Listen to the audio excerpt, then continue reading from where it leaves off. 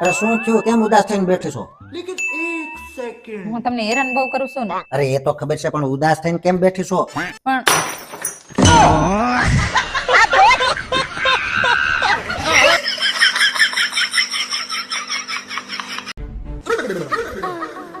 ઓય આ બધા દ્વારકા જાય છે તું જાવ હા તો જાને. પણ મને એમ થાય છે કે નથી જાવ તો ન જાતી. પણ આ છોકરાની બધાય ભી કરે છે કે હાલો ને મજા આવશે એમ તો જાને. પણ તમે નો આવો ને એટલે મને જરી કઈ નો મજા આવે એટલે મને એમ થાય છે કે નથી જાવ તો ન જાતી. रुको जरा પણ આ બેન ને ઈ બધાય જાય છે सबर करो તો જાને. પણ મને એમ થાય છે કે તમે આયા હોત ને તો મજા આવે તો ન જાતી. હું તમને શું કહું છું તો જાને. પણ તમે હું કહું છું એ સાંભળો છો તો ન જાતી. એ પણ હું એમ કહેતી હતી કે તો જાને. भगवान ये લે क्या પણ આ તો તો ન જાતી. मेहरबानी करके मुझे હું આ હું તો જાને. कुछ नहीं आ रहा લે તો ન જાતી. પણ હું જાવ કે નો તો જાવ ન જાતી. તો જાને. એ હું જાવ કે નો જાવ તો ન જાતી. તો જાને. તો ન જાતી. लेकिन ये साला कर क्या रहा है यहाँ पे रुको जरा सबर करो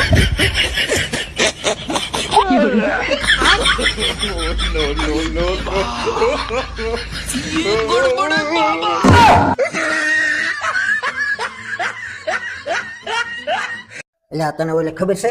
હા નિકુલ ના છૂટાછેડા થઈ ગયા.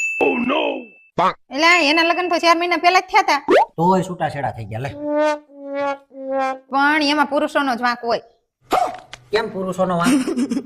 એ લગ્ન પહેલા જેવો સ્વભાવ પુરુષોનો હોય ને એવો લગ્ન પછી રાખતા હોય ને તો છૂટાછેડા જ ન થાય हमको सिखा रिया એનાથી ઉલટું પણ વિચારજો. रुको जरा સ્ત્રીઓ લગ્ન પછી જે સ્વભાવ રાખે છે ને એવો સ્વભાવ લગ્ન પહેલા રાખે ને તો કોઈના લગ્ન જ ન થાય.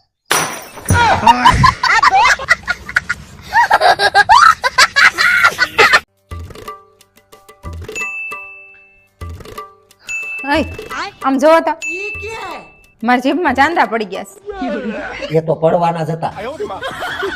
છે એ આમ હું લેવા બોલો છો यही नहीं अभी और એ આખો દી શરીરને આરામ દે તો ક્યારેક જીભને આરામ દે ને.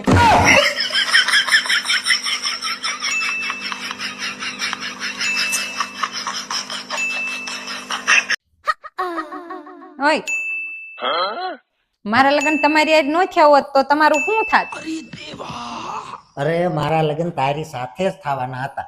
अच्छा કેમ रुको जरा લે सबर करो ભગવદ ગીતામાં લખ્યું છે માણસને એના કર્મનું ફળ આ જન્મમાં જ મળે અને એ મને મળી ગયું.